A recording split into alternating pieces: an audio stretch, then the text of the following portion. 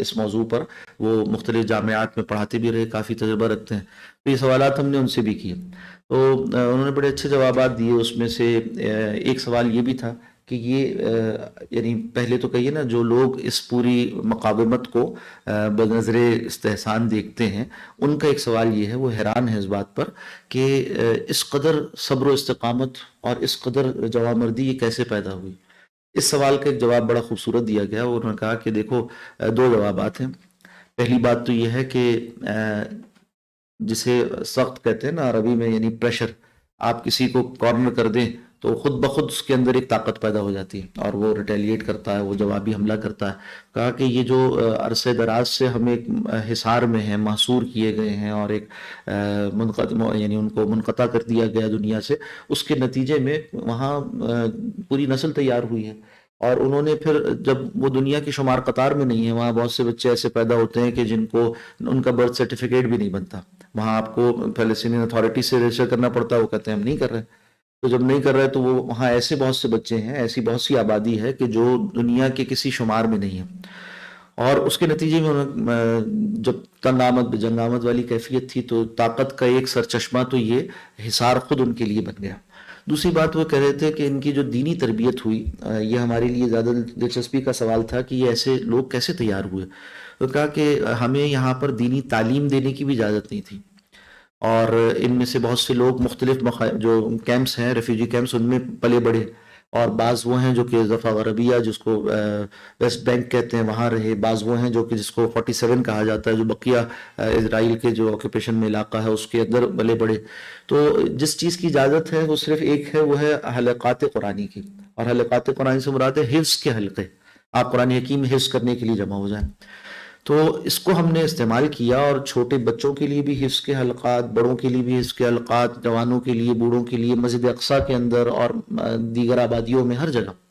اور حفظ قرآن حکیم نے وہ طاقت ان کے اندر پیدا کی، حفظ قرآن حکیم اس نے یہ طاقت ان کے اندر پیدا کی، اور بتایا کہ اس وقت یعنی ڈٹنے والوں میں، ان مجاہدین میں 90% سے زیادہ حافظ قرآن ہے، حافظ قرآن 90% سے زیادہ۔ اور ساتھ ساتھ ان کی ایک اور تربیت ہوئی، وہ یہ کہ یہ کھجور اور پانی پر زندگی گزار سکتے ہیں۔ تو اس طرح کے لوگ جب تیار ہوئے تو وہ ڈٹ گئے، اور پھر یہ جو اچھا ایک جواب تو یہ ہے، دوسرا ایک اور جواب ایک اللہ والے نے وہاں پر دیا، وہ بہت خوبصورت ہے کہ اگر آپ روایات حدیث کو دیکھیں نا، پہلے ہم ان کی بات کر رہے ہیں جو اس پوری مقاومت کو اچھی نظر سے دیکھ رہے ہیں اور اس کو ایک ایمانی جذبے کا کرشمہ قرار دے رہے ہیں، ان کے اعتبار سے جو سوالات ہیں ان کے جوابات۔ تو کہا کہ بھئی یہ اگر آپ روایات حدیث کو دیکھیں، نبی اکرم صلی اللہ علیہ وسلم کے فرامین کو دیکھیں، جو اس خطے سے، یہ جو ایک جغرافیائی خطہ ہے، اس سے متعلق بہت کچھ احادیث میں موجود ہے، اور شام سے متعلق روایات پر تو باقاعدہ علیحدہ سے اجزائے حدیث لکھے گئے، محدثین نے ان روایات کو یکجا جمع کیا، علیحدہ سے جمع کیا، اس کو جس سے اجزائے حدیث کہتے ہیں، کسی خاص موضوع پر روایات حدیث کو یکجا کرنا، فضائل شام پر۔ پھر اپنی مصنفات میں، اپنی کتابوں میں باقاعدہ ابواب فضائل شام کے مرتب کیے۔ پھر اتنے فضائل بیان کیے رسول اللہ صلی اللہ علیہ وسلم نے کہ بعض صحابہ اکرام نے مدینہ منورہ کو چھوڑ کر شام میں جا بسنے کو ترجیح دی، اور آخر زمانے میں ایمان یہاں ہوگا، اور یہ طائفہ منصورہ ہیں جن پر اللہ کی نصرت ہوگی، اور یہاں جہاد ہمیشہ جاری رہے گا، اور یہاں کے مجاہدین کو کا ساتھ چھوڑ دینے والے انہیں نقصان نہیں پہنچا سکیں گے۔ یہ ساری باتیں نبی اکرم صلی اللہ علیہ وسلم کے فرامین ہیں، جس کا ہم کہہ سکتے ہیں کہ آج اس مقاومت میں جو ثابت قدمی ہے، اور جو کچھ جو عنصر وہ ہے جسے ہم دینی اعتبار سے مثبت کہتے ہیں، یہ رسول اللہ صلی اللہ علیہ وسلم کا ایک معجزہ ہے جو آج ظاہر ہو رہا ہے۔ یہ باتیں ان کے لیے جو اس کو مثبت انداز میں دیکھ رہے ہیں۔ جو منفی اعتراضات کرنے والے ہیں ان کے بڑے اچھے جوابات دیے۔ انہوں نے کہا کہ دیکھیے یہ بات کہ اس سے کیا حاصل ہوگا اور کیا حاصل ہوا، تو اس کو اس میں جو انگریزی تعبیر میں کہا جاتا ہے نا کہ ڈیمیج ہیز بین ڈن، جو نقصان پہنچنا تھا وہ پہنچ چکا ہے۔ اور وہ اس اعتبار سے ہے، اگر آپ دیکھیں یہودیوں کے مستوطنین یعنی جو سیٹلرز ہیں، ان کی جو سب سے بڑی تمنا تھی، یا اب تھی کہنا ہی درست ہے، وہ یہ تھی کہ اسرائیل کو دنیا بھر کے یہودیوں کے لیے ایک محفوظ پناہ گاہ بنایا جائے، اور اس حملے کے بعد، طوفان الاقصی کے بعد اب وہ محفوظ پناہ گاہ نہ رہ سکی اور نہ ہو سکے گی کبھی، اس لیے کہ اس سب کا دار و مدار جس ٹیکنالوجی پہ تھا، ان 40 دنوں میں اس ٹیکنالوجی نے اس صدی میں دوسری مرتبہ شکست کھائی ہے۔ ایک پڑوس میں واقعہ پیش آ چکا، اور یہاں جو کچھ ہوا ہے وہ تو بہت ہی حیران کن تھا، اور اس کے نتیجے میں اب وہ ماننے کو تیار نہیں ہے، یعنی جو مستوطنین تھے جو آ کر رہنے والے تھے، پہلے ہی ہفتے میں 2 لاکھ آدمی وہاں سے کوچ کر گئے۔ ابھی بھی وہاں کے انٹرنیشنل جو دیگر ایئر لائنز تھی انہوں نے وہاں اپنے آپریشنز بند کیے ہوئے ہیں، ان کی اپنی جو ایئر لائن ہے وہی صرف لوگوں کو وہاں سے باہر نکال رہی ہے، اور اس کے باوجود جھگڑے ہو رہے ہیں اس بات پر کہ کون پہلے باہر جاتا ہے، کون پہلے بھاگتا ہے۔ تو اس اعتبار سے جو سب سے بڑی ان کی تمنا تھی اور ان کی جو آرزو تھی، جس کے لیے انہوں نے بہت زبردست طرز زندگی، بہت زبردست ٹیکنالوجی، بہت زبردست حفاظتی نظام، ہر طرح کی کا تعیش، ہر طرح کی سہولت وہاں فراہم کی تھی عالمی طاقتوں کے سہارے، وہ نیست و نابود ہو چکی، برباد ہو چکی۔ اب کبھی محفوظ پناہ گاہ، کوئی سیف ہیون ان کے لیے، اسرائیلیوں کے لیے، یہودیوں کے لیے سرزمین اسرائیل جسے وہ کہتے ہیں، سرزمین موعود، وہ نہیں بن سکتی۔ پھر اسی طرح سے یہ عین موقع تھا، اس موقع پر کیوں کیا یہ کام، یعنی یہ بہت بڑا حاصل ہے جو ہوا۔ دوسرا، اس موقع پر کیوں کیا، وہ کہتے ہیں کہ جو ملف فلسطینی تھا، یعنی جو فلسطین کی فائل تھی نا، وہ پچھلی 2 دہائیوں سے مستقل نیچے جا رہی تھی، اس کو نیچے کیا جا رہا تھا، یہ فلسطینی کاز کو پیچھے کیا جا رہا تھا، اور اس میں کئی درمیان کے سنگھائی میل ہیں جو پیش آئے، جس میں عرب ممالک کا ایک ایک کر اس موضوع سے غداری کرنا، خیانت کرنا، یہاں تک کہ جیسا کچھ ہے سعودی عرب بہرحال عربوں میں ایک حیثیت رکھتا ہے اور وہ لیڈ کرتا ہے، اس کو وہ اپنا امام مانتے ہیں۔ تو سعودی عرب اب اس موقع پر وہاں پہنچ چکا تھا کہ وہ اپنے تعلقات نارملائز کر رہا تھا اور وہ ماننے کو جا رہا تھا، اور اس میں دیگر جو یو ای کا کردار وہ سب کچھ سامنے تھا۔ تو اگر یہ ہو جاتا تو شاید پھر موقع نہ رہتا، اور اسرائیل کا اگلا منصوبہ یہ تھا کہ وہ ان سب کو صحرائے سینا میں دھکیل دے، اس کے لیے باقاعدہ مصر سے معاہدہ ان کا ہو چکا تھا۔ تو یہ یعنی 2.5 ملین آدمی، انہیں تو ویسے ہی مرنا تھا، ویسے ہی انہیں ڈسپلیس ہونا تھا اپنی جگہ سے۔ انہوں نے کہا کہ بھئی اس پر ہم شہادت کی موت کو ترجیح دیتے ہیں۔ ابھی تک بھی اگر 15,000 آدمی بھی شہید ہوئے ہیں تو ایک طرف 2.5 ملین ہے اور دوسری طرف 15,000 کی تعداد ہے۔ تو انہوں نے کہا کہ ہمارے لیے مہنگا سودا نہیں تھا، اور اگر یہ سب کچھ کے بعد ہم مسجد اقصیٰ کے مسئلے کو اجاگر کرنے میں کامیاب ہوئے ہیں تو انہیں بہت کچھ توقعات مسلم ممالک سے نہیں ہیں۔ پہلی بات تو یہ کہتے ہیں کہ اگر آپ لوگ یہ سمجھتے ہیں نا کہ آپ لوگوں کی فوج آ جائے اور یہاں ہماری امداد کرے، تو ہمیں تو اس کی توقع بھی نہیں ہے، ہمیں تو قریب کے ممالک سے بھی نہیں ہے، دور کے ممالک تو کجا۔ ہمیں آپ سے جس بات کی توقع ہے وہ یہ ہے کہ آپ ہمارے لیے اس موضوع پر ہمارا ساتھ دیں، اور جو کر سکتے ہیں وہ کام کریں جو آپ کے بس میں ہے، جس میں چاہے اپنے ممالک میں اس موضوع کو واپس اجاگر کرنا جو پیچھے چلا گیا تھا، مالی تعاون کرنا، باقی جو جتنا کچھ جنگ میں ہمارا نقصان ہو رہا ہے مجاہدین کا، اس پر ہمیں کوئی غم نہیں ہے۔ قرآن حکیم بھی بتاتا ہے کہ مسلمانوں اگر تمہیں غم پہنچا ہے تو کفار کو بھی غم پہنچا۔ تو اسی طرح، اور تم تو اللہ سے آخرت کی امید رکھتے ہو، وَتَرْجُونَ مِنَ اللَّهِ مَا لَا يَرْجُونَ، تم تو اللہ سے اس شے کی امید رکھتے ہو جس کی وہ امید نہیں رکھتے۔ کہتے ہیں اس پہ ہمیں کوئی غم نہیں۔ ہاں، ایک مسئلہ ہے کہ جو ہماری سول آبادی ہے اس پر یہ جنگی جرائم کا ارتکاب کر رہے ہیں، اور اس دنیا میں اس کو ایک موضوع بنا، اگرچہ ہمیں اس سے بھی توقع نہیں ہے کہ انسانی حقوق کے علمبردار عالمی عدالت انصاف کچھ کرے گی، مگر یہ آپ کے ذمہ بنتا ہے کام کہ آپ یہ باتیں کریں اور آپ یہ موضوع اٹھائیں، اجاگر کریں۔ اور اس پہ بھی اگر ہمیں زیادہ توقع ہے تو وہ مغرب میں بسنے والے وہ لوگ ہیں کہ جن کے مظاہروں سے کچھ فرق زیادہ پڑتا ہے، اور آپ دیکھ سکتے ہیں کہ یہ تو ہوا ہے۔ اس دفعہ نیو یارک تک میں ایسے مظاہرے ہوئے جس میں وہاں کے اصل باشندوں نے، یہ نہیں کہ جو باہر سے گئے ہیں اور آباد ہوئے ہیں، وہاں کے رہنے والوں نے یہ مطالبہ کیا ہے کہ ہم صہیونیت سے صرف فلسطین کی آزادی کا مطالبہ نہیں کرتے، بلکہ ہم خود امریکہ کی صہیونیت سے آزادی کا مطالبہ لے کر کھڑے ہوئے۔ تو ایک بڑی پیش قدمی ہے جو کہ ان کے منصوبے کے مطابق یا ان کے توقعات کے مطابق ہوئی ہے۔ تو انہوں نے کہا کہ یہ موقع تھا اس لیے، اور پھر نقصان کا تقابل جس بنیاد پر آپ لوگ کر رہے ہیں، ہمارے سامنے کچھ اور ہے۔ ہم تو ویسے ہی جیل میں تھے، ہم تو ویسے ہی مرے ہوئے تھے، ہم تو ویسے ہی مارے جا رہے تھے، اس میں اگر کچھ ہم نے شہادت کی صورت میں سعادتیں حاصل کر لی ہیں تو یہ تو ہماری غایت اور تمنا ہے۔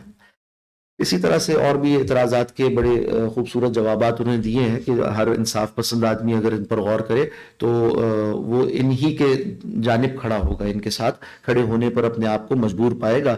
وجہ یہ کہ ہمارا جذبہ ایمانی اور ہمارا جذبہ دینی جو ہے وہ ہمیں اس پر آمادہ کرتا ہے۔ تو اب ہم آتے ہیں اس موضوع کے اوپر، اور اس میں بھی پہلی بات یہی ہے کہ جو گزشتہ گفتگو جو اب تک آپ کے سامنے آئی اس سے مربوط ہے کہ یہ جو مسجد اقصیٰ کا مسئلہ ہے یہ کوئی سیاسی مسئلہ نہیں ہے، یہ صرف سیاسی مسئلہ نہیں ہے، یہ کوئی قومی مسئلہ نہیں ہے، یہ صرف فلسطینیوں کا مسئلہ نہیں ہے۔ بدقسمتی سے ہمارے ہاں ایک رجحان بہت عام ہو چکا، کہتے ہیں کہ بھئی کشمیر ہمارا مسئلہ ہے اور فلسطین عربوں کا مسئلہ ہے، اور چونکہ عربوں نے مسئلہ کشمیر پر بھائی صاحب تصویر نہ بنائیں جزاک اللہ، تو چونکہ عربوں نے مسئلہ کشمیر پر ہمارا ساتھ نہیں دیا عالمی فورمز پر، تو ہم کیوں فلسطین کے لیے ہلکان ہوں؟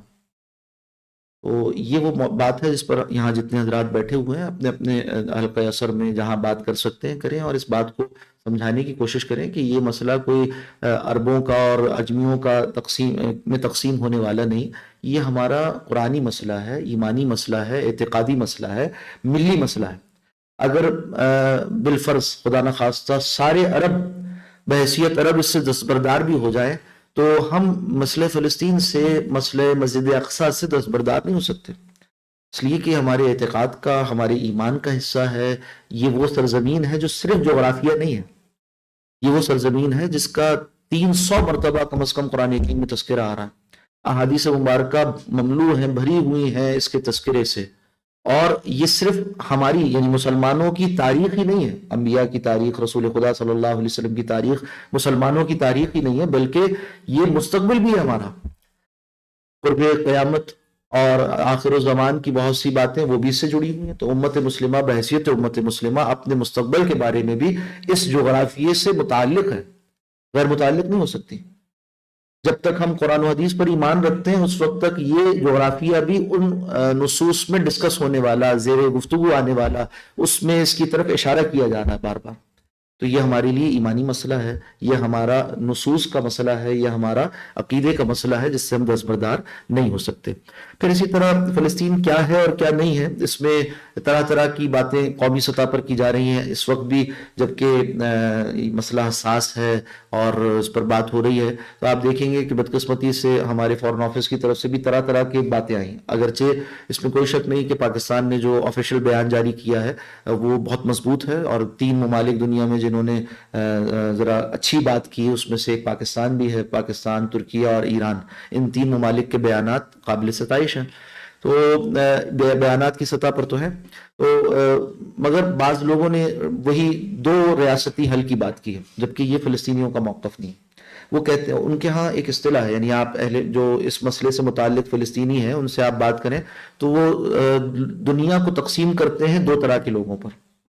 ایک وہ ہیں جو ان کے مسئلہ فلسطین پر ان کے موقف کے ساتھ جڑے ہوئے ہیں، وہ کہتے ہیں یہ ہمارے دوست ہیں، اور دوسروں کے لیے وہ لفظ استعمال کرتے ہیں خائنین کا، خائنین، خیانت کرنے والے، چاہے وہ فلسطینی ہی کیوں نہ ہو اور چاہے وہاں وہ ان کی حکومت میں کیوں نہ ہو۔ جس طرح اس وقت آپ جانتے ہیں کہ جو پیلسٹینین اتھارٹی کہلاتی ہے، محمود عباس نامی آدمی جو بد اعتقاد آدمی ہے، جیسے سنیوں میں قادیانی پیدا ہوا اور یہ نبوت کا دعوے دار تھا، اس طرح سے شیعوں میں جو قادیانی پیدا ہوا، کئی دعوے نبوت کرنے والا بہائی فرقہ، اس کا تعلق اس سے ہے۔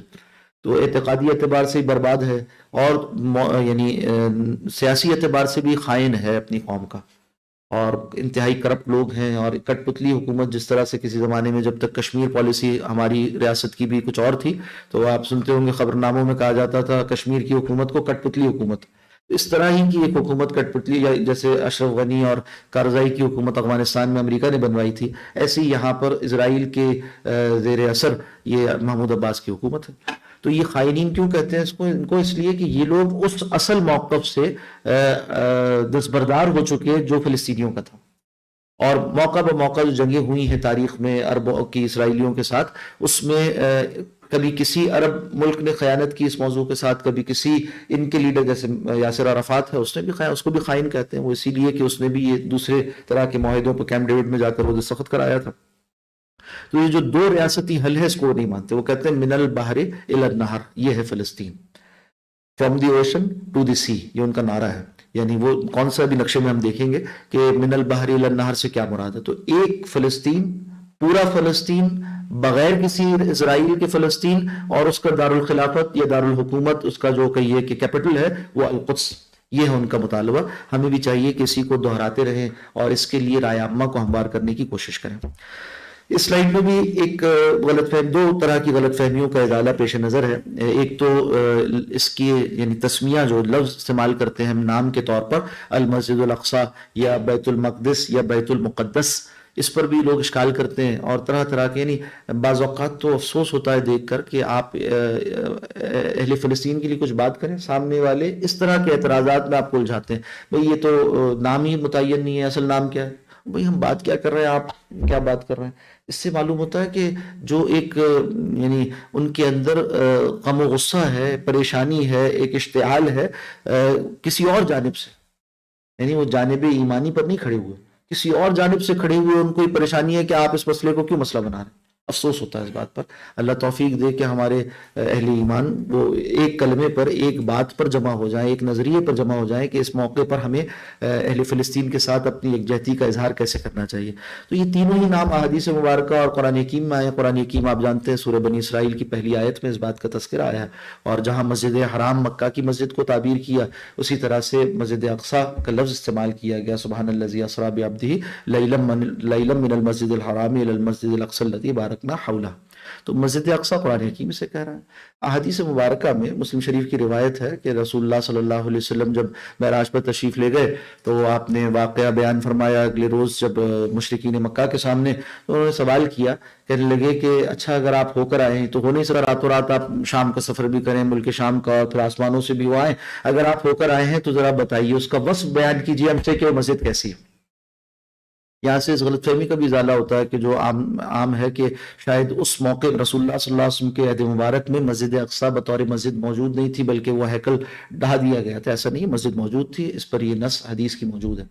تو آپ صلی اللہ علیہ وسلم فرماتے ہیں کہ فجل اللہ لی بیت المقدس، اللہ نے میرے لیے بیت المقدس کو سامنے کر دیا.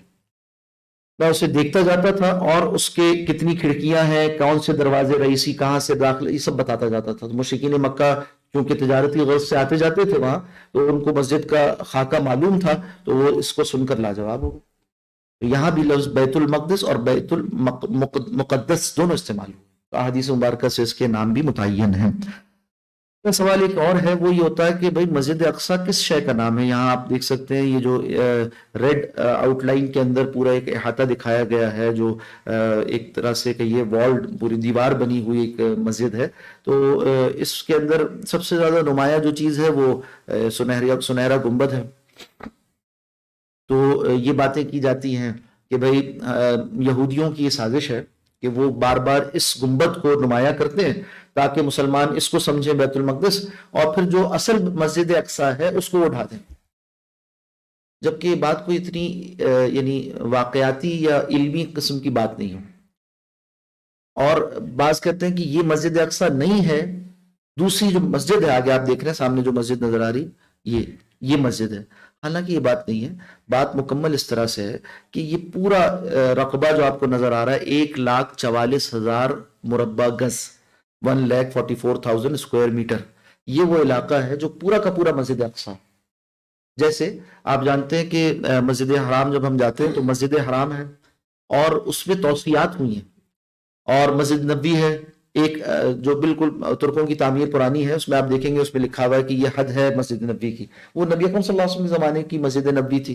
پھر کیا ہوا، حضرت عثمان رضی اللہ تعالی نے توسیع فرمائی، پھر اس کے بعد میں عثمانیوں کی زمانے کی توسیعات ہیں، پھر اس کے بعد سعودی توسیعات ہیں، اس میں بھی 2 حصے ہیں، پھر صحن بھی ہیں اس کے، پھر اس کے بعد ایک دیوار آ جاتی ہے، پھر اس کے بعد حدود حرم الگ ہیں. اسی طرح سے یہاں بھی آپ دیکھیں گے کہ مختلف، چونکہ انبیاء اکرام علیہ السلام کی 2,500 سالہ تاریخ یہاں سے جڑی ہوئی ہے، تو کچھ حصہ وہ ہے جو حضرت سلیمان علیہ السلام کے زمانے کا، کچھ حضرت ابراہیم علیہ السلام کے زمانے کا، کچھ حضرت داؤد علیہ السلام کے زمانے کی یادگاریں ہیں اس میں. پھر بعد میں مسلمانوں کے ادوار، رسول اللہ صلی اللہ علیہ وسلم کے عہد مبارک، صحابہ حضرت عمر رضی اللہ تعالیٰ عنہ کا عہد، پھر اموی حکومت، پھر اس کے بعد عثمانیوں تک جو توسیعات اور چیزیں، حتیٰ کہ ابھی جو اردن کے لوگ جو یہاں کے متولی ہیں ان تک کی کچھ یہاں پر ترمیمات اس مسجد کا حصہ ہیں. اور یہ پورا احاطہ مسجد ہے. القدس شہر وہ اس کے علاوہ اس سے وسیع تر ہے، اس کا نقشہ بھی اس کے بعد ہم دیکھیں گے. فلسطین ملک وہ اس کے علاوہ ہے. اور عہد نبوی صلی اللہ علیہ وسلم کا ارض شام، جس کو آپ صلی اللہ علیہ وسلم کی روایات میں، احادیث مبارکہ میں ملک شام کہا گیا، وہ اس سے وسیع ہے. جیسے حرم شریف کے اعتبار سے ہم جانتے ہیں نا کہ ایک مسجد حرام ہے، ایک مطاف، ایک کعبۃ اللہ ہے، پھر مطاف ہے، پھر اس کے مسجد حرام ہے، اور پھر اس کے بعد اس کے صحن ہے، پھر اس کے بعد حدود حرم ہے، پھر ہل کا علاقہ ہے، پھر اس کے بعد میقات ہے، پھر اس کے علاوہ پورے آفاق ہیں. اسی طرح یہاں پر بھی ہے. اور یہ حرمین شریفین کے بعد ہمارے لیے تیسرا مقدس ترین علاقہ ہے روئے ارضی پر. تو اس کے اندر جو اجزاء ہیں سارے کے سارے مسجد ہیں، اور اس کے ایک جز سے، حتیٰ کہ اس کی ایک اینٹ سے بھی ہم دستبردار ہونے کو تیار نہیں. اور کوئی شک نہیں کہ یہودی اس کو تقسیم کرنا چاہتے ہیں. اور ابھی جب یہ طوفان الاقصی شروع ہوا، اس سے پہلے ان کے 2 منصوبے تھے جس کو انہوں نے بہت قوت کے ساتھ یہاں نافذ کرنے کی کوشش کی، جس سے تنگ آ کر یہ کام کیا گیا ہے. وہ کہتے تھے 2 تقسیمات کریں اس میں آپ. ایک تھی تقسیم زمانی، ایک تھی تقسیم مکانی. تقسیم زمانی سے ان کی مراد یہ ہے، وہ کہتے ہیں کہ ہماری تو یہودیوں میں بھی کئی فرقے ہیں، تو ان کا جو آرتھوڈاکس یہودی ہے وہ کہتا ہے ہماری تورات کی 4 عیدیں ہیں، سال کی 4 عیدیں ہیں، کہ ان کی جو ہوتی ہے وہ قربانی والی عیدیں ہوتی ہیں، اس میں بچڑا قربان کرنا ہے، کسی مرغی قربان، اس طرح کی. تو جو ہے وہ شاخ زیتون لے کر آتے ہیں. تو 4 عیدیں، اور ہر عید 3 دن کی. اس موقع پر مسلمان مسجد خالی کر دیا کریں، ہم آ جایا کریں. اور جو تالمودی یہودی ہیں، سیہونی یہودی ہیں، یہ کہتے ہیں کہ ہماری سال میں اگر مجھے صحیح یاد آ رہا ہے تو 100 کے قریب کچھ عیدیں انہوں نے بنائی. اس طرح سے تقریباً 365 دنوں میں سے 300 دن تھے جن کا وہ مطالبہ کر رہے تھے. وہ ان کا بدعتی فرقہ ہے نا، انہوں نے 4 عیدوں کی جگہ 100 عیدیں بنا لی، اور اس کے ذریعے سے 300 دن قرق کر رہے تھے. اور کہتے تھے مسلمان 300 دن خالی کر کے ہمیں دے دیں، بقیہ دن رکھیں. اور پھر یہ، اور اسی طرح سے روزانہ کی بنیاد پر بھی اپنی نمازیں بنائی بھی انہوں نے. قرآن حکیم بتاتا ہے ان کی نماز کیا ہے. وہ تو سوائے تالیوں کے اور سیٹیوں کے کچھ نہیں. آپ دیکھ سکتے ہیں آ کے رقص و سرور کرتے تھے یہاں پر، مسجد کو گندہ کرتے، تدریس مسجد کے مجرم ہیں. اور وہ جو ان کا سور، ایک خاص طرح کا باجا ہے، وہ لا کر یہاں لگانا چاہتے تھے، اور جس دیوار کے ساتھ کھڑے ہو کر وہ گریا کرتے ہیں وہاں وہ ناچتے کودتے تھے. تو اس طرح کے کاموں کے لیے روزانہ اور سالانہ وقت مانگ رہے تھے. اور ساتھ ساتھ یہ کہ زمینی اعتبار سے بھی اس کو تقسیم کرنا چاہتے تھے، مکانی تقسیم. یہ جو دروازہ ہے یہ رئیسی دروازہ ہے جہاں سے رسول اللہ صلی اللہ علیہ وسلم بھی تشریف لائے، تو یہاں سے کہتے تھے یوں کاٹو.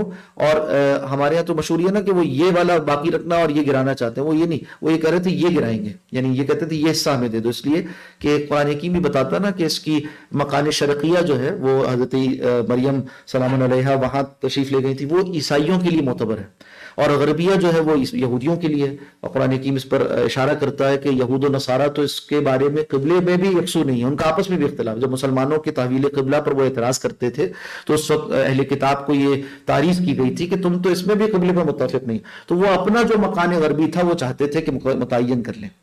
اور اب الحمدللہ وہ سارے مطالبات ان کے پیچھے ہو گئے، ابھی تو دوسری جگہ وہ انگیج ہو چکے ہیں.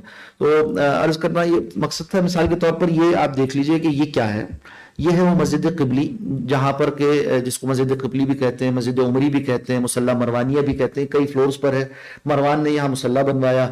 قبلہ کی مسلمانوں کا اب جو قبلہ رخ ہے، یعنی یہاں سے اس طرح اس سمت کو کعبۃ اللہ کی طرف ہو کر رخ کر نماز پڑھی جاتی ہے. یہ جو عبارت ہے یہ یعنی کوئی ایک رخ متعین نہیں ہے نا. اس کا سبب یہ ہے کہ اس کے نیچے وہ پتھر ہے جہاں سے نبی اکرم صلی اللہ علیہ وسلم نے سفر معراج کا آغاز فرمایا. تو یہ قبۃ الصخرہ اسے کہتے ہیں. قبہ یعنی گنبد، صخرہ یعنی پتھر، اس کے اوپر ہی بنایا گیا ہے. اچھا، نبی حضرت عمر رضی اللہ تعالیٰ عنہ کے زمانے میں جب اہل کتاب نے مسجد حوالے کی مسلمانوں کے، تو حضرت عمر رضی اللہ تعالیٰ نے جو مقام شرقی تھا جہاں عیسائی نماز پڑھتے تھے، اپنی عبادت کرتے، وہاں نماز ادا نہیں فرمائی. دوسری سمت جہاں وہ کچرا ڈالتے تھے اس کو صاف فرمایا اور وہاں نماز ادا فرمائی، تاکہ عیسائیوں کا جو کلیسا ہے وہ خراب نہ ہو اور اس کو مسلمان خراب نہ کریں. بلکہ دوسری جگہ اس لیے کہ حضرت عمر نماز ادا فرمائیں گے تو وہاں مسجد بنا لی جائے گی بعد میں. ایسے ہی ہوا. تو یہ مسجد عمری پہ اس طرف بنائی گئی. اسی طرح سے اب یہاں سے نمازیں پڑھائی جاتی ہیں، مردوں کا مصلی یہ ہوتا ہے اور یہاں تک مردوں کی صفیں بنتی ہیں، پیچھے یہاں پھر خواتین کی صفیں بنتی ہیں، یہ سارے اس کے داخلی دروازے ہیں۔ یہ ایک باب الرحمہ کے نام سے ایک قبرستان ہے جہاں جلیل القدر صحابہ اکرام مدفون ہیں۔ اس پورے احاطے میں سینکڑوں انبیاء اکرام علیہ السلام کے قبور ہیں، بعض کا تعین ہے اور بعض کا تعین نہیں ہے مگر معلوم ہے کہ یہاں مدفون ہے۔ تو یہ پورا احاطہ اس وقت بھی الحمدللہ مسلمان یہاں پر نماز پڑھتے ہیں، 5 وقت کی نمازیں ہوتی ہیں، کئی مصلی ہیں، کئی ایک نہیں 5 مسجدیں ہیں اس احاطے میں جہاں نمازیں ہوتی ہیں، ہر ایک کے امام متعین، ایک امام شیخ اکرمہ سگری صاحب حفظہ اللہ بہت بڑے اللہ والے عالم ہیں اور بڑی ان کی خدمات ہیں یہاں کے لیے، اللہ تعالیٰ ان کی حفاظت فرمائے۔ اسی طرح سے شیخ رائد صلاح سید راز، انہوں نے کئی دہائیاں اسرائیل کی جیل میں گزارے اور اب وہ بڑھاپے میں ان کو چھوڑا گیا ہے، آ گئے ہیں، بیمار ہیں، ان کے لیے بھی دعا فرمائیے۔ ان لوگوں پر پابندی لگاتے رہتے ہیں کہ اب داخل نہیں ہو سکتے، کبھی یہ پابندی ہوتی ہے کہ 40 سال سے کم عمر کوئی نہیں جا سکتا، کبھی یہ تو صرف خواتین جائیں گی، کبھی یہ کہ صرف بوڑھے جا کر نماز پڑھ سکتے ہیں، اور بعض اوقات جب کھلا ہوتا ہے یعنی اس سے باہر القدس جو محتل ہے یعنی جو آکوپائیڈ ہے اس میں مسلمانوں کو روک لیا جاتا، مسجد جانے نہیں دیا، مگر یہ مسجد بہرحال ابھی بھی مسلمانوں کے نماز کے لیے اور مسلمانوں کی عبادت کے لیے مختص ہے۔ اور یہاں یہودی آتے ہیں جن کو اقتحامات کہتے ہیں نا، یعنی ان کے حملے آتے ہیں، آ کر جو ہے وہ فساد کرتے ہیں اندر، اور آپ نے تصاویر دیکھی ہوں گی کہ مسلمان یہاں معتکف ہیں، نمازیں پڑھ رہے ہیں اور وہ یہودی اور اسرائیلی فوجی جو ہے وہ ان پر حملہ آور ہو رہے ہیں، عورتوں کو کھینچ رہے ہیں، بچوں کو اور مردوں کو بوڑھوں کو دھکا دے رہے ہیں، یہ سب کیفیات یہاں ہو رہی ہوتی ہیں۔ تو ایک نزاع ہے، ایک کشمکش ہے جاری ہے، مگر بہرحال یہاں نمازیں اس وقت الحمدللہ ہو رہی ہوتی ہیں۔ اور یہ وہ علاقہ ہے القدس کا جو اسرائیل کے 100% آبادی جو اس وقت مانی جا رہی ہے دنیا میں، اس کے 1% پر مبنی ہے، جس کے بارے میں اقوام متحدہ ہو یا امریکہ ہو یا خود اسرائیل ہو آفیشلی مانتا ہے کہ یہ ڈسپیوٹڈ ہے۔ آگے ہم نقشے میں بھی اس بات کو دیکھیں گے انشاءاللہ۔ یہ وہ قبۃ الصخرہ ہے۔ اچھا، چونکہ یہ اتنی خوبصورت عمارت ہے، اس کی ایک سمبولک اور آئیکنک اہمیت ہے، دیکھتے ہی سب سے زیادہ نمایاں پچھلی تصویر میں آپ دیکھ سکتے ہیں کہ یہی ہوتی ہے۔ تو اب اگر کوئی اس کو دکھا کر کہتا ہے مسجد اقصیٰ تو کوئی حرج کی بات نہیں، اس سے یہ مراد تھوڑی ہے کہ بقیہ مسجد اقصیٰ نہیں ہے۔ جیسے مسجد نبوی میں سبز گنبد دکھایا جاتا ہے، اب کوئی یہ کہے کہ بھئی یہ تو مسجد نہیں ہے، تو صحیح بات ہے کہ وہ تو روضہ مبارک کے اوپر قبہ ہے، مسجد تو اس کے علاوہ ہے، مگر یہ ایک لفظی نزاع ہے، کوئی بھی عقل مند آدمی اس میں انگیج نہیں ہوتا، وہ کہتا ہے بھئی یہ مسجد کا ایک حصہ ہے اور اس کی علامت ہے پوری مسجد نبوی کے لیے، تو کوئی حرج کی بات نہیں ہے اگر گنبد خضرا کو دکھا کر کوئی کہے کہ مسجد نبوی ہے۔ اسی طرح یہ مسجد قبلی اور جو مصلی ہے وہ آپ کے سامنے ہے۔ اسی میں وہ نور الدین زنگی رحمۃ اللہ علیہ کا بنایا ہوا منبر بھی ہے جو بعد میں جلا دیا اسرائیلیوں نے جب آگ لگائی تھی پچھلے کچھ عرصے قبل، اور یہ منبر کی تاریخ بھی بہت اہم ہے اور آج بھی یہ ایک رمز ہے امت کے لیے۔ ہوا یہ کہ جب صلیبیوں کا قبضہ ہو گیا تھا اس پر، سلطان صلاح الدین ایوبی نے بعد میں جب اسے واپس حاصل کیا، اس سے قبل نور الدین زنگی رحمۃ اللہ علیہ نے ایک منبر تیار کروایا اور دمشق کی مسجد میں رکھ دیا، اور لوگ سوال کرتے تھے کہ یہ منبر کہاں کے لیے ہے، تو کہا کہ یہ بیت المقدس کے لیے، جبکہ ابھی وہ صلیبیوں کے پاس تھا۔ وہ کہتے تھے کہ وہ تو صلیبیوں کے پاس ہے، کہا نہیں، ہم نے تیاری کی ہے، یہ منبر بنانا اس بات کی تیاری ہے کہ انشاءاللہ ہم واپس لیں گے مسجد اقصیٰ کو اور لے کر یہ منبر وہاں رکھیں گے۔ تو ایک نسل بعد وہ کام ہو گیا۔ تو ہمارے دوستوں کا ایک ادارہ ہے ترکیہ میں، اس کا نام ہی منبر الاقصیٰ ہے، بلکہ یہاں بھی کچھ اس کی یہ چارٹس لگے ہوئے ہیں الحمدللہ۔ تو وہ بھی اسی سے یہی رمز ہے کہ آج اس منبر کی تیاری کی ضرورت ہے تاکہ وہ جیل یعنی وہ نسل تیار ہو جو صلاح الدین ایوبی کی نسل تھی اور جس نے پھر مسجد اقصیٰ کو آزاد کروایا۔ تو ایک بعض اوقات کوئی رمز، کوئی علامت، وہ جو ہے ایک جذبے کا، ایک محرکہ کا کام کرتی ہے اور قوموں کو کھڑا کر دیتی ہے۔ تو الحمدللہ یہ واقعہ تاریخ میں اس مسجد کے ساتھ پیش آ چکا ہے۔ یہ وہ دیواری گریہ ہے جہاں یہودی آتے ہیں، پہلے اس کے ساتھ اور ہماری مقدس مقامات تھے، انہوں نے ان سب کو ڈھا کر اسے ایک پلیٹ فارم سے بنا لیا ہے، یہاں پر لا کر وہ اپنا طاقوس بھی رکھتے ہیں اور جو ہے یہاں طرح طرح کی بےہودہ حرکتیں بھی کرتے ہیں جو مسجد کی بے حرمتی پر مبنی ہے۔ ویسے یہ ہماری تاریخ کے اعتبار سے حایۃ البراق کہلاتی ہے، یعنی جہاں حضرت رسول اللہ صلی اللہ علیہ وسلم نے براق جو سواری جس پر آپ تشریف لائے تھے اس کو باندھا تھا، اور حدیث شریف میں ذکر آتا ہے، مسند احمد کی روایت ہے کہ آپ نے فرمایا کہ میں نے اسی کنڈے سے براق کو باندھا جس کنڈے سے انبیاء اکرام علیہ السلام اپنی سواریوں کو باندھا کرتے تھے۔ تو ہمارے لیے یہ الفاظ رسول اللہ صلی اللہ علیہ وسلم کے اتنے مقدس ہیں کہ ہم سب کی جانیں قربان ہو جائیں، اس کا جو مصداق ہے وہ باقی ہے۔ امت مسلمہ اس مصداق پر قربان ہو جائے تو کوئی بڑی بات نہیں. تو یہ جذبہ درکار ہے جس سے پھر انشاءاللہ العزیز اس مسجد کو ہم آزاد کروا سکتے ہیں. یہ باب الرحمہ کے نام سے وہ قبرستان ہے جس میں انبیاء اکرام علیہ السلام کی قبور بھی ہیں، اور متعین طور پر صحابہ اکرام بعض جلیل القدر ان کی قبور بھی ہیں، جیسے حضرت عبادہ بن صامت رضی اللہ تعالیٰ عنہ، حضرت شداد بن اوس رضی اللہ تعالیٰ عنہ، حضرت معاذ بن جبل رضی اللہ تعالیٰ عنہ. یہ وہ حضرات ہیں جنہوں نے بیت المقدس اور شام، ارض شام کی فضیلتوں پر روایات سن کر یہاں ہجرت فرمائی تھی اور خود اختیاری طور پر جا کر وہاں آباد ہوئے تھے. اب اس قبرستان میں بھی داخلہ روک دیا، کافی اونچائی پر ہے یہ، تو نیچے سے جو راستہ تھا اس کی سیڑھیاں تک توڑ دی ہیں ان لوگوں تاکہ کوئی جا نہ سکے. عرصے سے یہ مسلمانوں کی زیارت یہاں اب روک دی گئی ہے.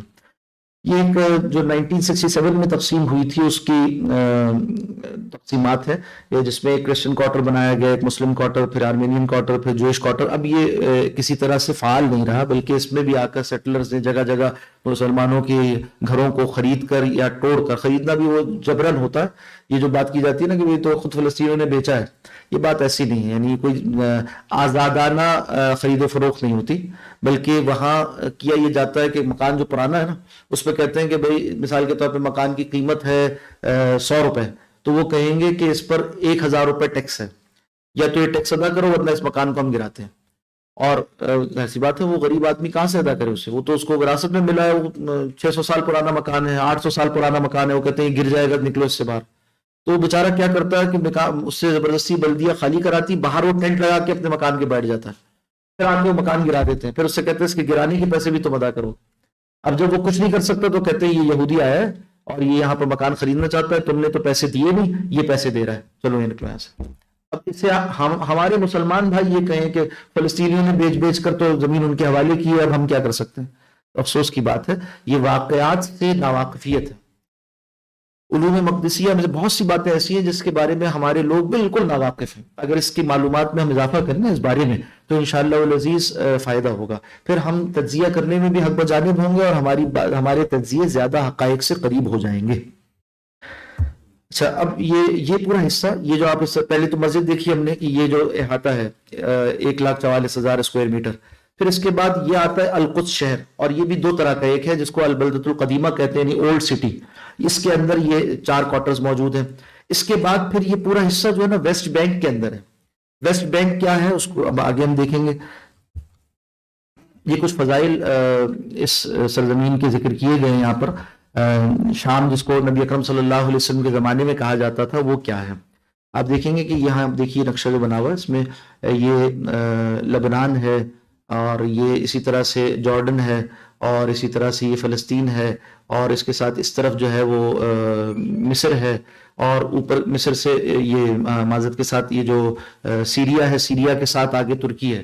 تو آپ کہہ سکتے ہیں کہ اس وقت نقشے پر جو مال فلسطین پورا، ہم اسرائیل کو تو نہیں مانتے، ہم اسے کہیں گے آکوپائڈ پیلسٹائن، تو پورا فلسطین، صحرائے سینا کا کچھ حصہ جو مصر میں سے ہے، پھر سیریا پورا اس وقت جو نقشے پر ہے، پھر اس کے بعد جارڈن پورا، اور پھر اس کے بعد لبنان پورا، اور پھر ساتھ ساتھ ترکی کے نیچے کے 4-5 شہر، غازی انتب، عرفہ، یہ سارے کاربان مراج سے ادھر ادھر کی، یہ سارے جو سیریا کے ساتھ لگتے ہیں، یہ سارا علاقہ ملائے تو وہ ارض مقدس بنتا ہے جس کو رسول اللہ صلی اللہ علیہ وسلم نے ملک شام قرار دیا، جو آج جدید تقسیم پر ان سارے ممالک میں تقسیم ہوا پھیلا ہوا ہے. اور یہ ایسی زمین ہے جس کو ویسے ہی فرمایا کہ بابرکت کیا، ساتھ ساتھ فرمایا بارکنا حولہ، اس کے ارد گرد کو بھی بابرکت کیا. اب اس کے کیا معنی ہیں، یہ اپنی جگہ ہمارے ایک یعنی بزرگ عالم ہیں ترکیہ کے، وہ اس پر تفصیل سے کلام کرتے ہیں، ان کی کتاب بھی شائع شدہ موجود ہے کہ اس برکت سے کیا مراد ہے، اور اس پر ہمیں غور کرنا چاہیے. ہم قرآن حکیم پڑھتے ہوئے گزر جاتے ہیں، مگر اللہ سبحانہ و تعالیٰ نے بار بار اس بات کا جو تذکرہ فرمایا ہے تو کچھ معنویت ہے نا اس کی. اور یہ برکت معنوی کیا ہے، برکت مادی کیا ہے، وہاں پر برکت ایمانی کیا ہے، وہ سب اپنی اس کی اقسام ہیں جن پر غور کریں تو معنی کا ایک جہان ہے جو یہاں آباد ہے.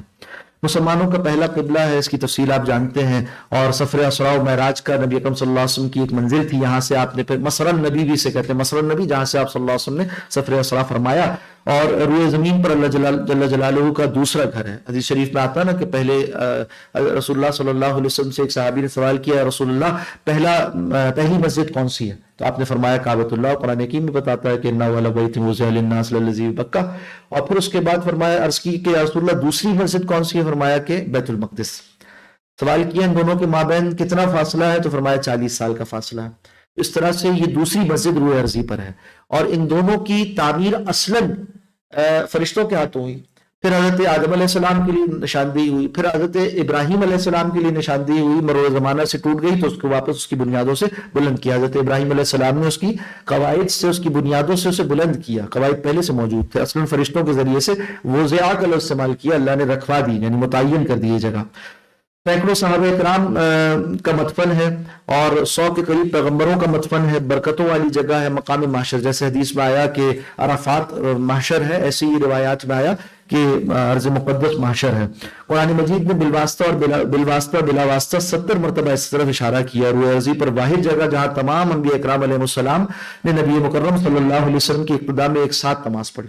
یہ عظیم الشان واقعہ روئے ارضی پر اگر کہیں ہوا، نوع انسانی کی تاریخ میں اگر ہوا کہ افضل ترین اللہ کی مخلوق انبیاء کرام علیہ السلام وہ سب جمع ہوئے اور نبیوں کے سردار رسول اللہ صلی اللہ علیہ وسلم کی ابتدا میں نماز ادا کیے، تو اس مقام پر اس عظیم الشان واقعے کا اگر تصور بھی ہم کریں تو اس زمین سے ہر بندے مومن کے ایمان کی کیفیت، اس سے تعلق کی، محبت کی کیفیت وہ عجیب و غریب ہوتی ہے. صرف اس تصور کو اگر ہم سامنے رکھیں کہ تمام انبیاء، مقدس ترین ہستیاں اور ہمارے سردار رسول اللہ صلی اللہ علیہ وسلم انہوں نے وہاں امامت فرمائی اور سب یہاں جمع ہوئے.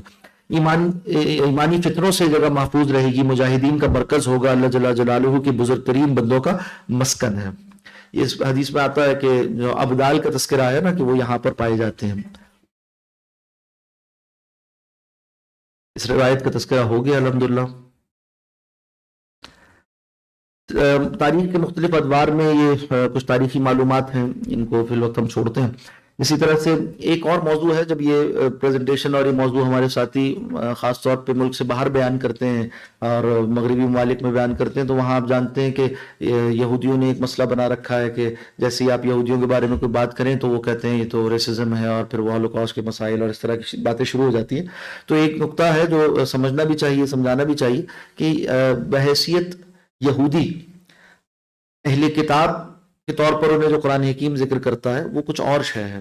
اور اس وقت جن یہودیوں سے واسطہ پڑا ہوا ہے فلسطین کے زمین پر قبضہ قابض لوگ، یہ سیہونی ہے، یہودی نہیں.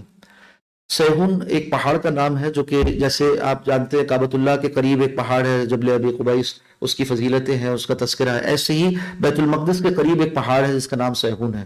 تو یہ ایک ان کا سیاسی گروہ ہے اور بدماشوں کا گروہ ہے یہودیوں میں سے، اور جو اصلاً یہودی اعتقادات کے اعتبار سے بدعتی ہیں. آرتھوڈکس یہودی اس کو آپ دیکھتے ہیں بار بار بہت سے یہودی مظاہرے کر رہے ہوتے ہیں صہیونیوں کے خلاف.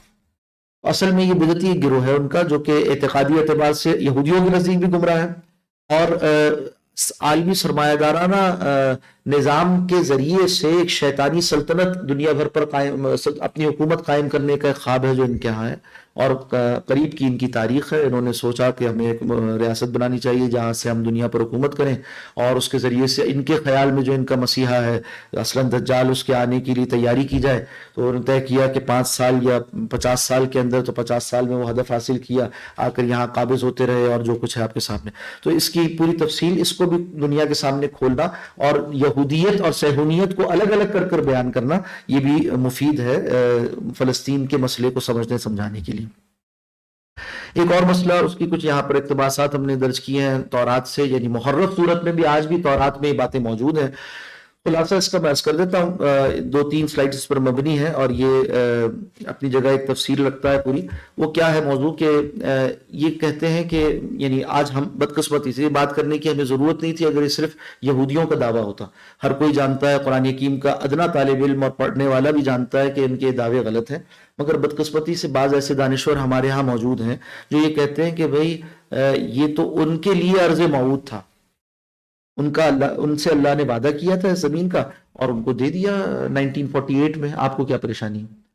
دوسری بات وہ یہ کہتے ہیں کہ یہ تو اللہ سبحانہ و تعالیٰ کے چنندہ ہیں اور اسی لیے دیکھیے ذہین ہوتے ہیں، ان کا ہر بچہ بڑا ذہین ہوتا ہے، کاروباری صلاحیت ان کے اندر بڑی ہوتی ہے، اور یہ تو یعنی جو پروپیگنڈا وہ کرتے ہیں نا، وہ آج بدقسمتی سے ہماری دانشوروں کی زبانی یہ بات چل رہی ہے، جس کا تذکرہ، جس کو قرآن و حدیث جس کی نفی کرتے ہیں بدقسمتی سے، یعنی قرآن حکیم حدیث مبارکہ یہ بتاتی ہے کہ یہاں کے مجاہدین ثابت قدم رہیں گے، اور ہمارے معاشرے میں یہ عام ہے کہ بھئی یہ تو گرا دیں گے بیت المقدس کو، اور یہاں ہزیمتوں پر ہزیمتیں ہوں گی، اور جو ہے وہ ہیکل سلیمانی تعمیر ہو جائے گا۔ کہاں لکھا ہے بھئی بیت المقدس ختم ہو جائے گی؟ یہ کس حدیث میں لکھا ہوا؟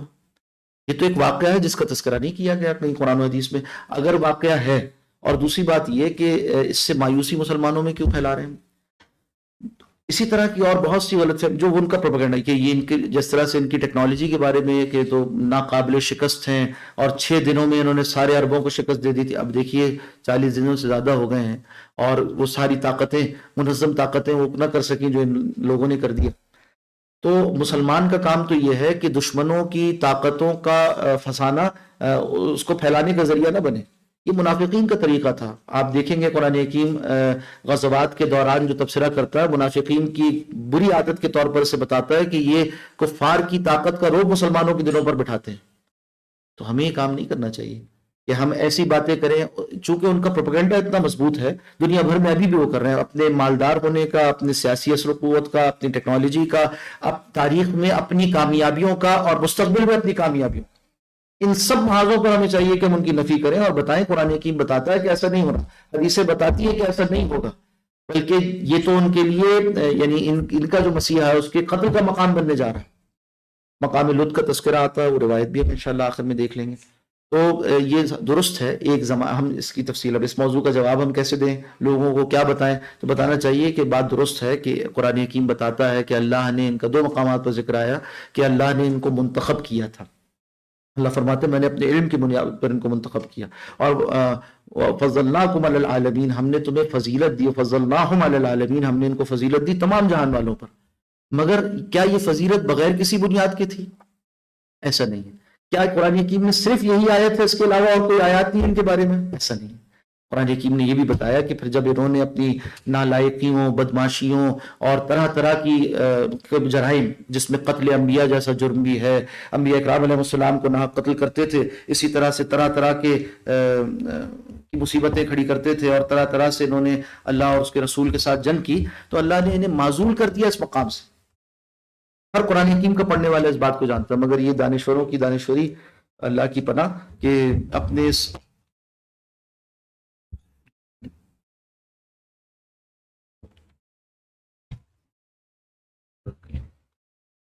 تو پھر بتایا کہ ان کا انجام، یعنی جہاں یہ بتایا تھا کہ انہیں چن لیا تھا، یہاں وہاں یہ بھی قرآن حکیم بتاتا ہے کہ انہیں پھر راندہ کر دیا گیا، دھتکار دیا گیا۔ ضربت علیہم الذلۃ والمسکنۃ، اللہ نے ان کے اوپر ذلت و مسکنت کو لاگو کر دیا، تھوپ دیا، سوار کر دیا۔ اور پھر بتایا کہ ہاں کچھ ایسا بھی ہوگا کہ یہ کچھ سہارا اگر پائیں گے تو الا بحبل من اللہ وحبل من الناس، یا تو اللہ کی طرف سے کوئی ان کو سہارا مل جائے گا، یا لوگوں کی طرف سے کوئی سہارا مل جائے گا۔ تاریخ میں یہ واقعات، اور یہ اصلاً ہم مسلمانوں کی آزمائش کا ذریعہ ہے، یہ حق و باطل کا مارکا جاری رہنا ہے۔ تو یہ حبل من اللہ سے کیا مراد ہے؟ حضرت تھانوی رحمۃ اللہ علیہ فرماتے ہیں کہ شریعت اسلامیہ میں جو محاربین، حربی کافروں کے لیے بھی جو گنجائشیں رکھی گئی ہیں نا، جو ان کو حقوق دیے گئے ہیں، وہ حبل من اللہ ہے۔ اور حبل من الناس کیا ہے؟ وہ آج آپ دیکھ سکتے ہیں کہ مختلف طاقتوں کے سہارے یہ جگہ جگہ سر اٹھاتے رہے ہیں۔ اور یہ جو حبل من اللہ ہے نا، اس کا تو مشاہدہ آج بھی آپ کر سکتے ہیں کہ حماس کے پاس جو ان کے قیدی ہیں، آپ دیکھ سکتے ہیں انہوں نے تو یعنی ہمارے بچوں اور عورتوں پر بم گرائے، مگر جو 200 قیدی حماس کے پاس ہیں وہ اب تک بھی محفوظ رکھے گئے، اور ان کے جو چھوڑے گئے نمونے کے طور پر، تاکہ دنیا کو پتہ چل جائے کہ اسلام کے اخلاقیات کیا ہوتے ہیں، اور جنگ میں بھی اپنے اخلاقیات کو برقرار رکھتے ہیں۔ مسلمانوں کا جنگ، مسلمانوں کا جہاد، وہ کوئی عام جنگ نہیں ہے، وہ ایک شرعی فریضہ ہے، ایک شرعی عمل ہے جس کو انجام دے رہے ہوتے ہیں، تو اس میں شریعت کی پابند ہے۔ تو اللہ کی شریعت نے ان کو پابند کیا اس بات کا کہ جنگی قیدیوں کو نقصان نہ پہنچائے، اس کا انہوں نے اہتمام کیا۔ تو یہ حبل من اللہ کی کیفیت آج بھی دیکھی جا سکتی ہے. تو حاصل کیا ہوا کہ ان کا چنندہ ہونا راندہ ہونے میں تبدیل ہو چکا اللہ کی طرف سے, اور قرآن حکیم دونوں باتیں بتاتا ہے. دوسری بات یہ کہ عرض موعود کی داستان بھی بڑی واضح ہے قرآن حکیم میں, ہر قرآن کا پڑھنے والا جانتا ہے, مگر پھر بھی آپ دیکھیں گے کہ تحقیقی مضامین باقاعدہ اس بات پر شائع کیے جا رہے ہیں, کتابیں لکھی جا رہی ہیں کہ فلسطین تو مسلمانوں کا نہیں ہے بلکہ یہ تو ان کا عرض موعود ہے, انہیں دے دینا چاہیے. اس کی داستان کیا ہے؟ قرآن حکیم بتاتا ہے کہ تم سے اس کا وعدہ, فلسطین یعنی بنی اسرائیل سے اس کا وعدہ کیا گیا. پھر اس کے بعد انہیں کہا گیا کہ اس کے لیے کیا کرو. حضرت موسیٰ علیہ السلام کے ساتھ وہ نکلے, فرعون کو غرق کیا گیا. جب آئے بچڑے کی پرستش کا مطالبہ کیا, اس پر ان کے ساتھ جو حضرت موسیٰ علیہ السلام تورات لینے تشریف لے گئے, جب واپس آئے پھر سزا نافذ کی. توبہ کا واقعہ, 40 سال تک ان کے لیے زمین کو محروم کر دیا گیا, وہاں پر صحرائے طی میں گھومتے رہے. پھر حضرت موسیٰ علیہ السلام وفات پا گئے, اور پھر حضرت یوشع بن نون بن فراہیم بن یوسف, حضرت یوسف علیہ السلام کے پڑپوتے, ان کو جب نبوت سے سرفراز کیا گیا حضرت ہارون علیہ السلام کے بعد, تو ان کے ساتھ مل کر جب جہاد کیا اور یہ داخل ہوئے ہیں, اس میں بھی ان سے کہا گیا تھا, پہلے جو نسل ان کی صحرائے طی میں مدفون ہو گئی, ان سے کہا گیا تھا جیسے ہی تم داخل ہو گئے تم غالب آ جاؤ گے, ذرا داخل تو ہو. مگر انہوں نے جو مواقع ان کو دیے گئے تھے نا عرض موعود کے, سارے ضائع کر دیے. جب وہ مواقع ضائع کر دیے تو وہ وعدہ بھی ختم ہو گیا, اور اللہ نے بتا دیا اب تمہارے لیے حرام کر دی 40 سال کے لیے. اب جن کے لیے تھی وہ انہوں نے پھر محنت کر کر یعنی جہاد کر کر اسے حاصل کیا تھا, وہ اس وقت کے مسلمان تھے. اور جب انہوں نے اسے حاصل کر لیا, اس کے بعد ان کے پاس رہی, اور اس کی روداد آپ سورہ بنی اسرائیل کے پہلے رکوع میں پڑھ سکتے ہیں کہ تم نے پھر سرکشی کی, تم کو پھر سے سزا دی گئی. آج ان کے ساتھ جو وعدہ ویلڈ ہے نا, وہ نہیں ہے کہ تمہارے لیے عرض موعود ہے. آج جو ویلڈ وعدہ ہے وہ یہ ہے کہ تم ادنا, تم سرکشی کرو گے, ہم تمہارے ساتھ پھر تمہارے اوپر عذاب مبتلا کریں گے, عذاب میں تمہیں مبتلا کریں گے. یہ ہے جو وعدہ ان کے ساتھ اب ویلڈ ہے. اور دوسرا عرض موعود والی بات وہ اہل ایمان کے ساتھ جڑ گئی ہے. یہ زمین اب اس کے وارث کون ہوں گے؟ مفسرین نے لکھا ہے کہ عبادی صالحون کا تذکرہ ہوا نا, کہ وہ بندے اس کے وارث ہوں گے جو نیکوکار ہوں گے. تو اب نیک ہونے کا تصور بغیر ایمان محمد رسول اللہ صلی اللہ علیہ وسلم پر ایمان لائے ممکن نہیں. تو اب مسلمانوں کے لیے تو عرض موعود ہے, ان معنی میں کہ وہ ایمان کے تقاضے پورا کریں گے اور اللہ کے راستے میں جہاد کریں گے, تو اللہ سبحانہ و تعالیٰ کفار اور دشمنوں کے ہاتھوں سے اس زمین کو نکال کر ان کو دے دیں گے. مگر یہود کے ساتھ اللہ کا وعدہ یہ نہیں ہے کہ ان کے لیے زمین لکھ دی گئی ہے. اس موضوع کو بھی صاف کرنا, اور اس کا ذریعہ قرآن حکیم کی آیات ہی کا صرف ترجمہ اور اس کے تسلسل کو دکھا دینا کفایت کرتا. اللہ سبحانہ و تعالی ہمیں توفیق عطا فرمائے. باقی اضافی دلیل کے طور پر یہاں تورات کے اقتباسات درج کیے گئے ہیں کہ ان سے بھی اس بات کا جب وعدہ ہوا اور پھر اس کے بعد انہوں نے سرکشی کی تو اس سے انہیں محروم کر دیا گیا. اس کے یہ اقتباسات موجود ہیں, پریزنٹیشن بھی آپ حاصل کر سکتے ہیں. اب کچھ تاریخی طور پر کس طرح سے یہاں پر سیٹلرز آتے رہے اور انہوں نے آ کر قبضہ کیا. آپ دیکھ سکتے ہیں 1920 میں ان کی تعداد کتنی تھی, پھر آہستہ آہستہ 1945 تک کہاں پہنچے. اب تو دنیا میں سب سے بڑی آبادی یہاں فلسطینیوں کی, یہودیوں کی بن گئی ہے. اگرچہ اب وہ بھاگنے کا ان کا زمانہ شروع ہو گیا, اور ان کی اپنی روایات میں 80 کا ایک پیڑا ہے. یہ کہتے ہیں 80 سال سے زیادہ ہم کہیں پر رہ نہیں سکے. ابھی جو نتن یاہو آیا تھا نا حکومت میں, تو اس نے جو الیکشن مہم میں اپنی جو بات کی تھی, اس کا ایک موضوع یہ تھا, اس نے کہا تھا کہ میں یہودیت کی تاریخ میں 80 کے پیڑے کی نحوست کو ختم کروں گا. مراد اس سے کیا تھی کہ اس دفعہ ہم 80 کو کراس کریں گے, یعنی ہماری حکومت اس سے زیادہ جاری رہے گی. مگر الحمدللہ آپ دیکھ رہے ہیں جو کچھ ہے وہ ہو چکا ہے. تو اب یہ تقابل ہے جو کچھ عرصے قبل اردوغان نے یہ نقشہ یو این کے اجلاس میں دکھایا تھا اور سوال کیا تھا کہ بتاؤ کہ فلسطین کہاں ہے.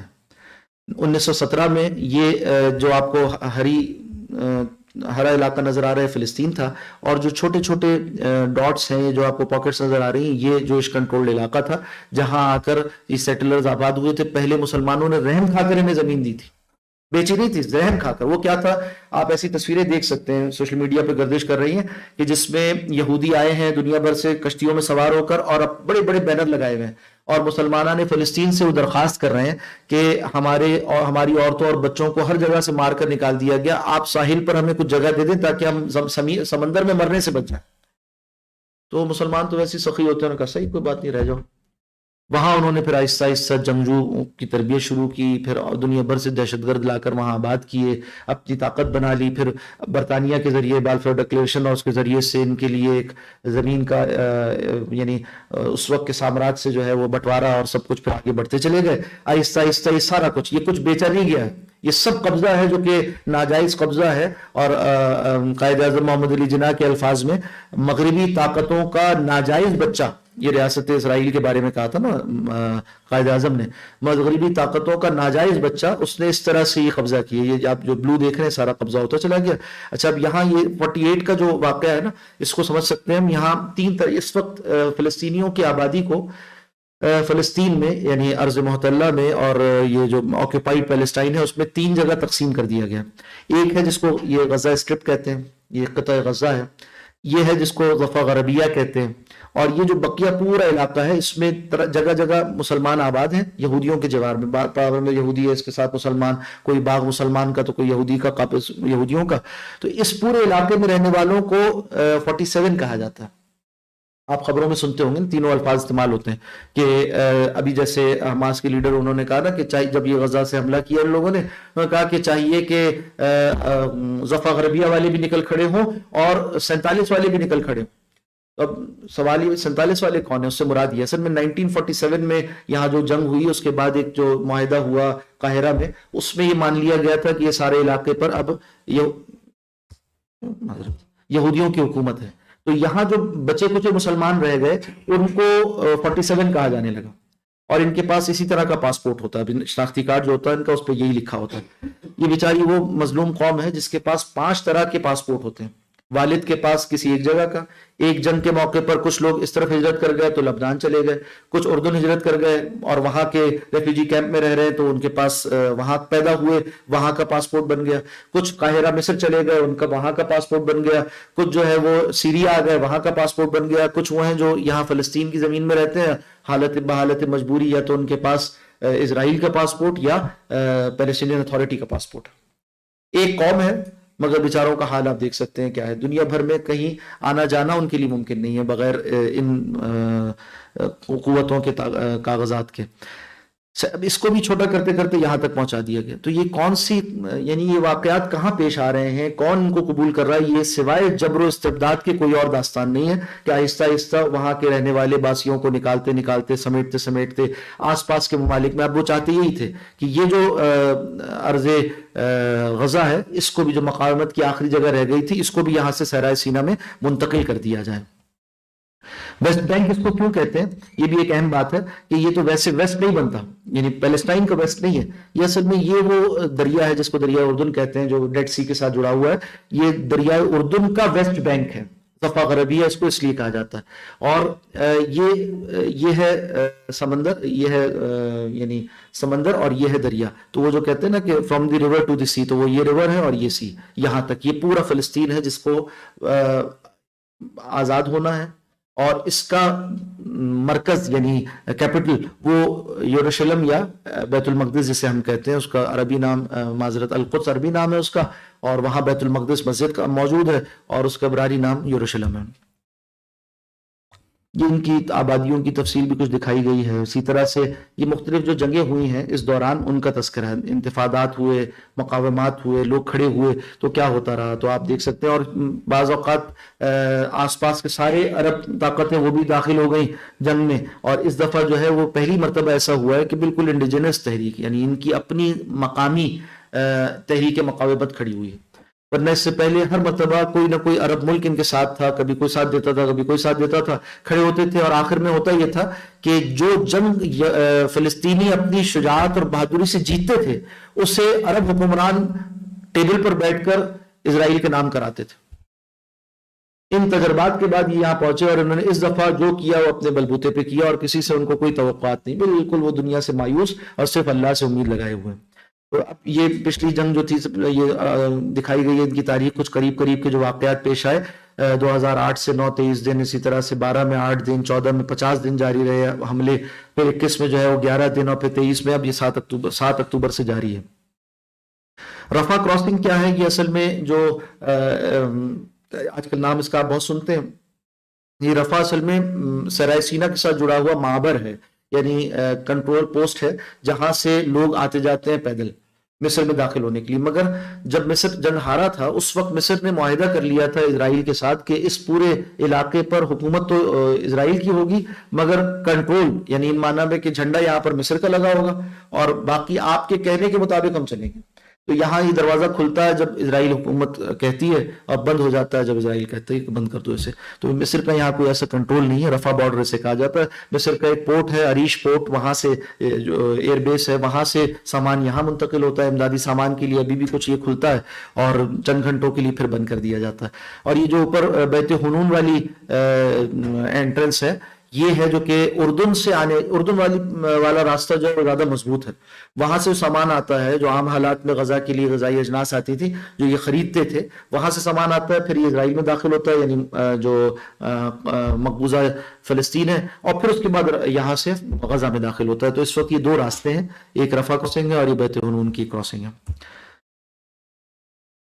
یہ نتنیاہو نے ابھی جو حالیہ یو این اجلاس ہوا تھا اس میں نقشہ دکھایا تھا اور اصل میں تو اس نے تذکرہ نہیں کیا مگر یہ اردوغان کے اس جسچر کا جواب ہے. جو اس نے نقشہ دکھایا تھا اس میں سوال کیا تھا نا کہ کہاں ہے فلسطین دکھائیے, اس نے یہ دکھایا کہ فلسطین ہے ہی نہیں. اب جو نقشہ دکھایا اس میں صرف اسرائیل دکھا رہا تھا. تو یہ تھا ان کا منصوبہ جو ابھی چند ماہ قبل ہوا ہے واقع, یہ واقعہ پیش ہوا اور اس کے بعد انہوں نے یہ طوفان الاقصی کا آغاز کیا.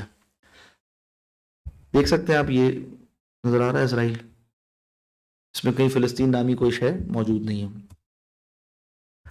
یہ تذکرہ طوفان الاقصی کا میں نے آغاز میں کر دیا الحمدللہ آپ کے سامنے.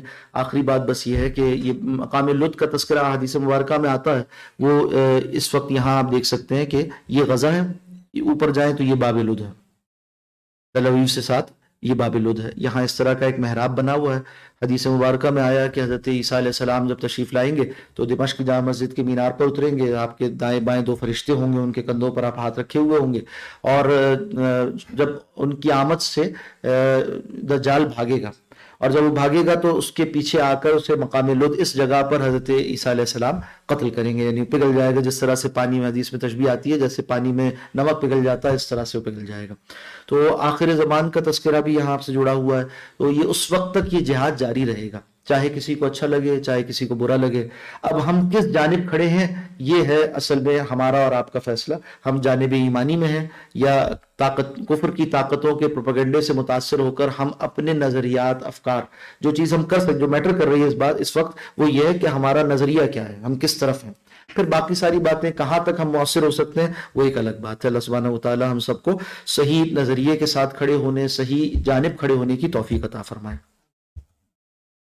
مختصراً امدادی کاموں کا کچھ تذکرہ کر دیتے ہیں انشاءاللہ.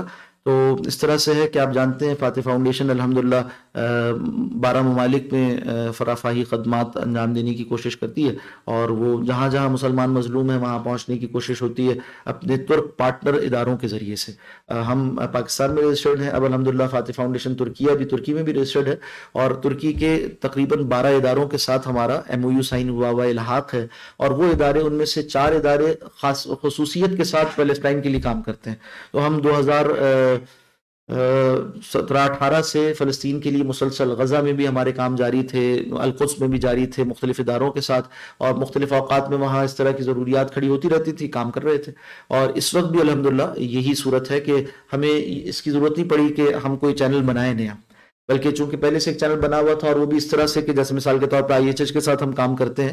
IHH عالم اسلام کا ایک بڑا ادارہ ہے, 144 ممالک میں ان کا کام ہے اور غزہ میں ان کا باقاعدہ لاجسٹک سینٹر ہے.